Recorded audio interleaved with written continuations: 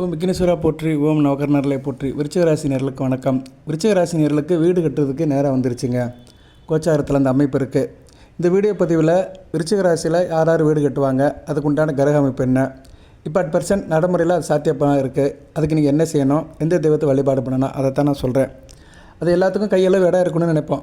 மனிதனாக பிறந்துட்டோம்னா இந்த பூமியில் நம்ம விட்டுட்டு போகிறது நம்ம நினைவாக வீடு தான். இடம் வாங்கி வீடு கட்டினோம்னா அது நமக்கு நம்ம காலம் கடந்து பேர் சொல்லும். நம்ம வாரிசுகளுக்கு அது நினைவு சின்னமாக இருக்கும்.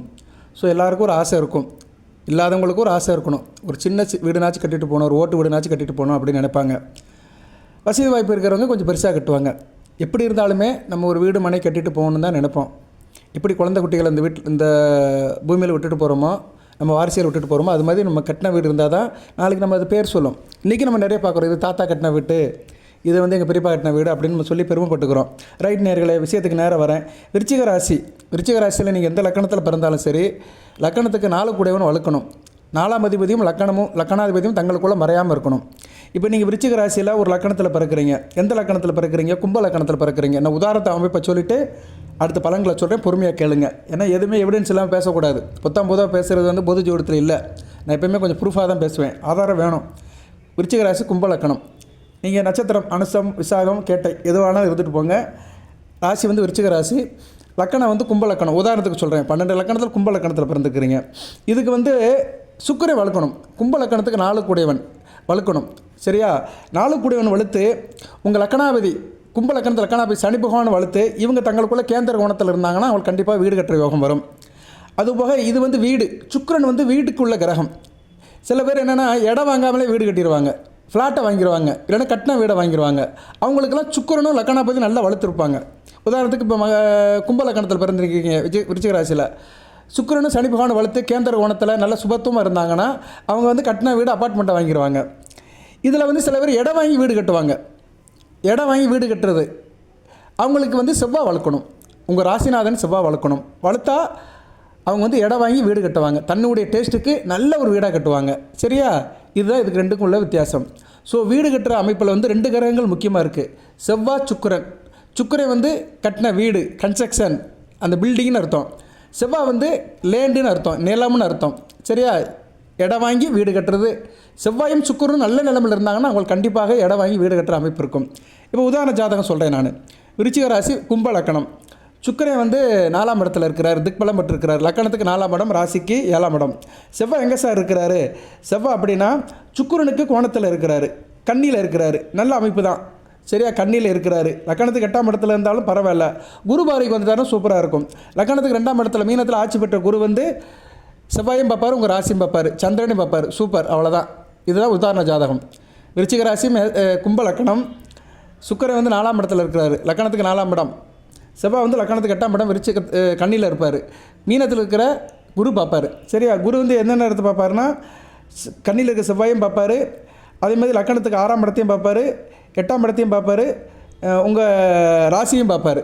சரியா? நல்ல விதமாக பார்க்கப்படுகிறது. ஸோ ராசியை குரு பார்க்கறதுனால கண்டிப்பாக வீடு கட்டிடுவீங்க. சந்திரனை பார்ப்பார், நல்ல விதமாக பார்க்கப்படுகிறது. உத்தியோகம் பண்ணி வீடு கட்டுவீங்க. உங்கள் உத்தியோகத்தில் சம்பாதிச்சு வீடு கட்டுவீங்க. ஏன்னா கும்ப லக்கணத்துக்கு 6 கூடையவன் வருவார்.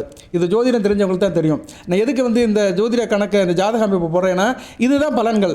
சரியா நேயர்களே? இதை கேட்குறதுக்கு சில பேர் கஷ்டமாக இருக்கும், ஆனால் இதான் உண்மை. இப்படி அமைப்பில் இருக்கிறவங்களுக்கு கண்டிப்பாக வீடு கட்டுற யோகம் இருக்கும். பட் இதை கேட்குறதுக்கு சில பேர் கஷ்டமாக இருக்கும். சரியா? டாக்டரை பார்க்கறதுக்கு சில பேர் பிடிக்கும், ஆனால் டாக்டர் சொல்கிற விஷயங்கள் சிலருக்கு பிடிக்காது. அது மாதிரி தான் இது.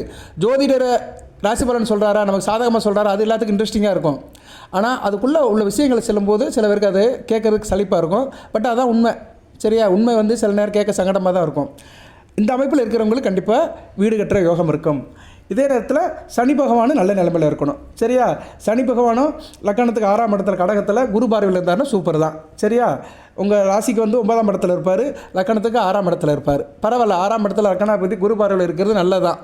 சரியா நேரில்? 2ஆம் இடத்துல குரு இருப்பார், தன குடும்ப வாக்கு சனாபதி தனஸ்தானத்தில் இருக்கிறனால வீடு கட்டுறதுக்கு நல்ல பொருள் வரும். சரியா நேரில்? இது ஒரு நல்ல ஜாதகம். விருச்சிக ராசி கும்ப லக்கணம். நான் சொன்ன அமைப்பில் கிரகங்கள் இருந்துச்சுன்னா அவங்களுக்கு வீடு கட்டுற அமைப்பு வரும். எப்போ சார் கிடைக்கும் அந்த அமைப்பு வரும் அப்படின்னா அது கூடிய தசாபுத்தி நடக்கணும், சுக்கிர திசையில் நடக்கும். ஏன்னா கும்ப லக்கணத்துக்கு 4 கூடையவன் சுக்கிரன். இப்போ சுக்கிர திசை நிறைய பேருக்கு நடக்கும். விருச்சிக ராசியில் ஒரு மத்தியம வயதில் இருக்கிறவங்க சுக்கிர திசை நடக்கும். அந்த 20 வருஷத்தில் கண்டிப்பாக வீடு கட்டிடுவாங்க. இவ்வளோதாங்க. இவங்களுக்கு வந்து அந்த கனவு இல்லம் மெய்ப்படும். எல்லாத்துக்கும் ஆசை தான், நான் ஒரு கனவு இல்லம் கட்டணும், என் விருப்பத்துக்கு வீடு கட்டணும், இடம் வாங்கி வீடு கட்டணும், இல்லைனா ஒரு நல்ல வீடாக வாங்கணும் அப்படி நினைக்கிறவங்களுக்கு இந்த காலகட்டம் நல்லாயிருக்கும். சுக்கிர திசை நடக்கிறவங்களுக்கு மிகச்சிறப்பாக இருக்கும். சூரிய திசை நடக்கிறவங்களுக்கு அந்த சுக்கிர புத்தியில் வரும், இல்லைன்னா செவ்வாய் புத்தியில் வரும். சந்திர திசை நடக்கிறவங்களுக்கு வயசாயிரும், இருந்தாலும் அவங்களுக்கும் அந்த டயத்தில் சுக்கிர புத்தி செவ்வாய் புத்தியில் வரும். சுக்கிர திசைக்கு முன்னாடி கேது திசை நடக்கும். கேது திசையில் சுக்கிர புத்தியில் நடக்கலாம், செவ்வாய் புத்தியில் நடக்கலாம். அதுக்கு முன்னாடி புதன் திசை நடக்கும். புதன் திசையில் சுக்கிர புத்தி அல்லது செவ்வாய் புத்தியில் நடக்கலாம். ஸோ தசா புத்தியில் வந்து செவ்வாயும் சுக்கிரன் சம்மந்தப்படும் போது கண்டிப்பாக விருச்சிக ராசிக்கு வீடு கட்டுற யோகம் இருக்கும். இப்போ இருக்கா சார்னா இருக்குது. இப்போ எப்படி சார் இருக்குது கோச்சாரத்தில்னா, குரு பார்க்குறாரு. குரு வந்து உங்கள் ராசியை பார்க்குறாரு, நல்ல விதமாக பார்க்கப்படுகிறது. சரியா? அதுபோல் ராசிக்கு 4 குடையவனையும் பார்க்குறாரு. சனி பகவானையும் அடுத்து பார்க்குறாரு. அக்டோபர் 31ஆம் தேதிக்கு மேலே இருந்து பார்க்க ஆரம்பிச்சிருவார். மிகச்சிறப்பாக இருக்கும். ஸோ சனி பகவான் ராசிக்கு 4 குடையவனும், ராசிக்கு 4 குடையவன், மனை வீடு மனைக்கு உள்ளவன், சுகஸ்தானாதிபதியும் சனி பகவானையும் பார்க்குறதுனால விருச்சிக ராசிக்கு இப்போதைக்கு வந்து வீடு கட்டுற யோகம் கனிந்து வருது. அதுக்கு வேண்டி ஏற்பாடு பண்ணுங்கள், நல்லபடியாக நடக்கும். எல்லா நேரமும் அதுக்கு டைம் கிடைக்காது. சில பேர் இடம் வாங்கி போட்டிருப்பாங்க, வீடு கட்ட முடியாது, லோன் கிடைக்காது, பணம் கிடைக்காது. இப்போ எல்லாமே கிடைக்கும். சரியா? சில பேருக்கு இடம் வாங்குறதுக்கு வாய்ப்பு கிடைக்கும். சிலர் இடம் வாங்கி போட்டு 4-5 வருஷம் கழிச்சு கூட வீடு கட்டுவாங்க. சிலர் வாங்கி போட்டு காத்து கிடப்பாங்க, அவங்க இப்போ வீடு கட்டலாம். வாட்டர் மேபி வீடு கட்டுறதுக்கு யோகம் இருக்குது. அடுத்து இடம் வாங்குறதுக்கு யோகம் இருக்குது. ஸோ விருச்சிக ராசி நேர்கள் புறநகரில் தான் வாங்குவாங்க. எந்த இடத்துல வாங்குவாங்கன்னா, இவங்களுக்கு இருக்கிற இடத்த விட்டு புறநகர் பகுதியில் வீடு கட்டுறதுக்கு வந்து இவங்களுக்கு நிறைய வாய்ப்பு இருக்குது. அதுபோக வந்து இவங்களுக்கு வந்து 45 வயசுக்கு மேலே தான் சில தடைகள் இருக்கும். சில தடைகள், சில சிரமங்களுக்கு உட்பட்டு தான் சொந்த வீடு வாங்குவாங்க. சில பேருக்கு பிறக்கும்போதே வந்துடும். அது வந்து அவங்க ஜாதகத்தை பொறுத்து இருக்குது. சரியா? பிறக்கும்போதே வந்து லக்கணாபதி வளர்த்து 4 குடைவனும் வளர்த்து நல்ல நிலைமையில் இருந்தால் பிறக்கும்போதே சொந்த வீட்டோடு பிறப்பாங்க. அது ஜாதகத்தை பார்த்தா தான் சொல்ல முடியும்.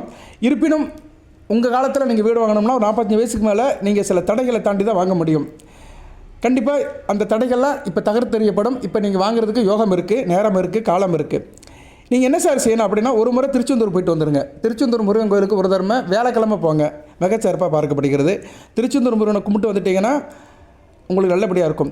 சார் போக முடியலன்னு சொல்கிறவங்க வீட்டில் திருச்செந்தூர் முருகனை வச்சு கும்பிடுங்க. தொடர்ந்து கும்பிட்டிங்கன்னா கண்டிப்பாக வீடு கட்டுறதுக்கு யோகம் கிடைக்கும். சரி? அந்த முருகப்பெருமான் அதுக்கு அருள் பாரிப்பார். அதுபோக செவ்வாய்க்கிழமை அன்றைக்கி சனி பகவானுக்கு நல்லெண்ணெய் தீபம் ஊற்றுங்க. செவ்வாய்க்கிழமை தோறும் சிவன் கோயிலுக்கு போய்ட்டு சனி பகவான் சன்னிதியில் நல்லெண்ணெய் தீபம் ஏற்றிட்டு வந்தீங்கன்னா உங்களுக்கு வந்து வீடு கட்டுற யோகம் உடனே கைகூடி வரும். 9 வாரங்கள் போகணும். 9 வாரங்கள் செவ்வாய்க்கிழமை தோறும் சிவன் ஆலயத்துக்கு போய்ட்டு அங்கே சிவசக்தியை கும்பிட்டு சனி பகவான் சன்னிதியில் நல்லெண்ணெய் தீபம் ஏற்றிட்டு வந்தீங்கன்னா கண்டிப்பாக உங்களுக்கு வீடு கட்டுற யோகம் கைகூடும். செவ்வாய்க்கிழமை போகணும். அதுபோக செவ்வாய்க்கிழமை மதியம் காகத்துக்கு நல்லெண்ணெய் சாதம் ஊற்றி வைக்கணும். சரியா? நல்லெண்ணெய் சாதத்தில் கொஞ்சம் ஒரு சொட்டு நல்லெண்ணெய் ஊற்றி பிசைஞ்சு காகத்துக்கு வச்சிங்கன்னா கூடுதல் சிறப்பு. இந்த காரியத்தெல்லாம் தொடர்ந்து செஞ்சீங்கன்னா உங்களுக்கு வந்து வீடு கட்டுற யோகம் சீக்கிரமாக வரும், கனிந்து வரும். உங்களை நோக்கி சீக்கிரமாக அந்த நேரங்காலம் வரும். 3 வழிபாடு தான். வழிபாடு திருச்செந்தூர் முருகன் கோயிலுக்கு போகணும், வியாழக்கிழமை போகணும். இல்லைன்னா உங்கள் ஜென்ம நட்சத்திரம் வர அன்றைக்கி போகலாம். அனுசம் கேட்டை விசாக நட்சத்திரம் வர அன்றைக்கி போகலாம். இல்லைன்னா வியாழக்கிழமை போகலாம். கோயிலுக்கு போக முடியாதவங்க வீட்டில் திருச்செந்தூர் முருகன் படத்தை வச்சு கும்பிடலாம். செவ்வாய்க்கிழமை அன்றைக்கி வீட்டிலே கும்பிட்டு கந்தசை கோஷம் படிச்சுட்டு அன்றைக்கி ஈவினிங் செவ்வாய் ஓரையில் 8 to 9 சிவன் கோயிலுக்கு போங்க. பக்கத்தில் இருக்க சிவன் கோயிலுக்கு போய்ட்டு நான் சொன்ன மாதிரி சனி பகவானுக்கு விளக்கு போட்டு வந்துடுங்க. அதே போல் அன்றைக்கி செவ்வாய்க்கிழமை மதியம் காகத்துக்கு நல்லெண்ணெய் ஊற்றி சாதம் வச்சுருங்க. இவ்வளோ தான் நேர்களே. இதை செய்யுங்க, வீடு கட்டுற யோகம் உங்களுக்கு கைவிடும். இந்த வீடியோ பதில் அப்படி தான் போடுவேன். வீடு கட்டும் நேரம் உங்களுக்கு வந்தாச்சு, இதை மட்டும் செய்யுங்கள் அப்படி தான் போடுவேன். பாருங்கள். உங்களுக்கு வேறு சந்தேகங்கள் எது இருந்தால் கமெண்ட் பாக்ஸில் கேளுங்க. இந்த வீடு மனை பிரச்சனை சார், எனக்கு இதில் சில சிக்கல் இருக்குது, பிரச்சனை இருக்குது அப்படின்னு கேட்டிங்கன்னா அதுக்குண்டான பரிகார வழிபாடு சொல்லுவேன். இந்த வீடியோவுக்கு சம்மந்தப்பட்ட கேள்வியை கேளுங்க. சரியா? ஆனால் சில பேருக்கு இது சம்மந்தம் இல்லாமல் இருக்கும். நானே சாப்பாடுக்கு வழி இல்லாமல் இருக்கேன், வேலை வெட்டி போகாமல் இருக்கேன், இதில் எங்கே இடத்த வாங்க வீடு கட்டுறது அப்படின்னு சில பேர் ஃபீல் பண்ணுவாங்க. அதுவும் எனக்கு புரியுது. இருந்தாலும் இதுவும் சில பேருக்கு தேவைப்படும். சரியா நேர்களே? எப்படி ஒரு மனிதனுக்கு அறுசுவை உணவும் தேவைப்படுதோ அதுபோல் இதுவும் ஒரு சுவை. மனிதனாக பிறந்தால் வீடு கட்டணுங்கிறது ஒரு கொள்கை தான். எல்லாருக்கும் ஒரு அடிமனசில் ஆசை இருக்கும். அந்த ஆசையை நிறைவேறத்துக்கு நான் சில விஷயங்களை சொல்லியிருக்கிறேன். சரியா? அந்த அமைப்பையும் சொல்லியிருக்கிறேன், அதுக்குண்டான வழிபாடையும் சொல்லியிருக்கிறேன், பரிகாரத்தையும் சொல்லியிருக்கிறேன். என்ற ஒரு நல்ல வார்த்தை சொல்லிட்டு இந்த வீடியோ நிறைய பண்ணுறேன். இது போக வேறு சந்தேகங்கள் இருந்தால் கேளுங்க கமெண்ட் பாக்ஸில். உங்கள் குடும்ப பிரச்சனை மற்ற பிரச்சனை எது இருந்தாலும் கேளுங்க. கண்டிப்பாக அதுக்கு நான் கமெண்ட் பாக்ஸில் பதில் சொல்லுவேன். வாழ்த்துக்கள் நேரில் எல்லாம் இறைவன் விருச்சிக ராசி நேர்களுக்கு சில சௌபாகியத்தையும் சில ஐஸ்வர்யத்தையும் சில நன்மையிலும் கொடுப்பார். அனைத்து வளங்கள் நலன்களை பெற்று தேக ஆரோக்கியத்துடன் தீர்க்காயலுடன் நீடோடி வாழ்க, நிறைந்த வளம் பெறுக. நன்றி நேர்களே.